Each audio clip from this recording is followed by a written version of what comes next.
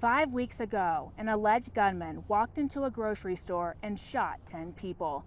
The Department of Justice says this shooting was a hate crime motivated by violent extremism. In short, they say he targeted black people. These are their names: Aaron Salter, Andre McNeil, Ruth Whitfield, Pearl Young, Roberta Drury, Catherine Massey, Hayward Patterson, Margus D. Morrison, Celestine Cheney, and Geraldine Talley. Repeated images of violence on Black Americans can be traumatic. There's often a stigma between mental health and the Black community. Our Michaelia White wanted to find out why and how to break it. It's a tremendous problem. Dr. Reggie Washington sees the problem of not addressing mental health daily. For a black person, it's even more prominent because there are other pressures that increase. So he works to bring Black medical professionals together with similar passions through the Health One Black Colleague Network. And he's taken Terrence Walker under his wing. As a black man in this country, it's hard to find, the resources, or even find someone who can, if I wanted to reach out to somebody who could help me through my issues. Those issues, like mental health, manifest in different ways in the Black community, especially with painful, triggering events like the Buffalo shooting, a gunman targeting 10 people in a supermarket just because of their skin color. How do you drive out hate? How do you stop someone from going into a store and shooting up targeted black people? And I honestly don't have a good answer for that. I don't know. I've been at a loss for years now. Walker knows what does work: candid conversations, instilling worth in young Black children. Because we're more than just an athlete. We can do more than just run fast and jump high and catch footballs. We can do way more. We can do way more than that. We need more healthcare providers. We need more mental health providers. We need more voices in the community, voices of reason, voices that can suggest things that might be helpful. I'm a big believer in education. If you educate the population, they make better decisions. Now, in either of your journeys, have you encountered people who maybe said that you thought you were better than them, or, I know I faced that myself, and it's tough just because you're working hard and you're seeing success and you're applying yourself and you are getting good grades. Happens more than you might imagine. I'm not better than anybody else, but I work damn hard to be where I am. And that work was encouraged by mentorship.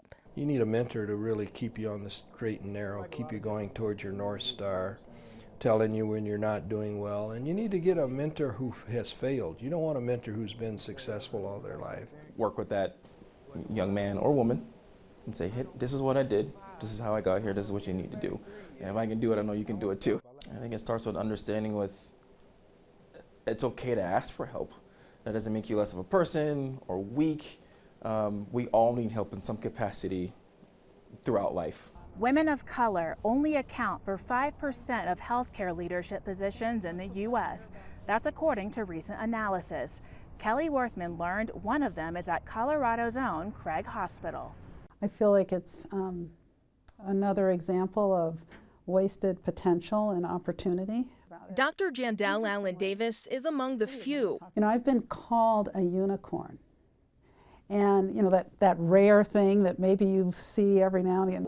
She's a Black woman running a hospital, one of very few women of color in a healthcare leadership role. But she's paving the way to change that. So what I say is, if I'm a unicorn, they're not as rare as you think. We're just not looking. Dr. Allen Davis is looking. She became president and CEO of Craig Hospital in the fall of 2018. Among her many missions is creating a more inclusive and diverse environment. It's work, frankly, we're starting at Craig in a more intentional way. That's especially evident in the hospital's apprenticeship program, where 4 local high schoolers are learning about careers in healthcare. They're all kids of color.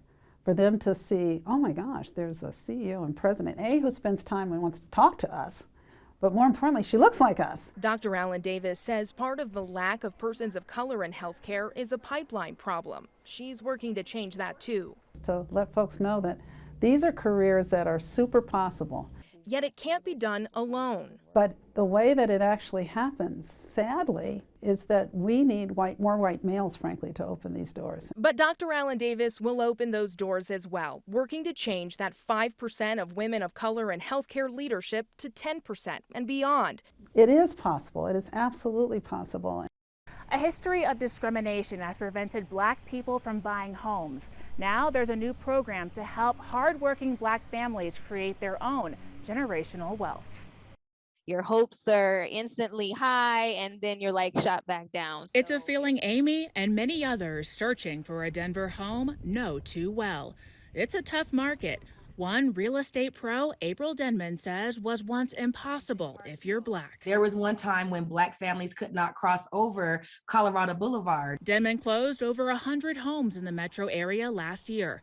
75% were Black buyers. In the last 2 months, I have lost 9 buyers. Out of those 9 buyers, they were all African Americans. Ownership is key to building generational wealth, but all buyers don't have family funds to help. There's just not that much money sitting around. I mean, for goodness sake, we have 3 children as well. Amy's family lived with relatives to save, but it wasn't enough to compete. She was finally able to close thanks to the Deerfield Fund. Deerfield provided the opportunity to increase that buying power. Deerfield helps Black first-time home buyers in Colorado access no-interest down payment assistance. Deerfield is providing the opportunity for individuals like myself to be able to put down more so that that monthly payment is affordable. Amy grew up here.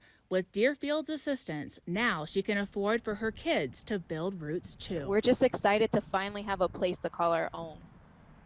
Next, a Colorado pilot is elevating Black voices and becoming a role model for young women who want to enter the industry she loves.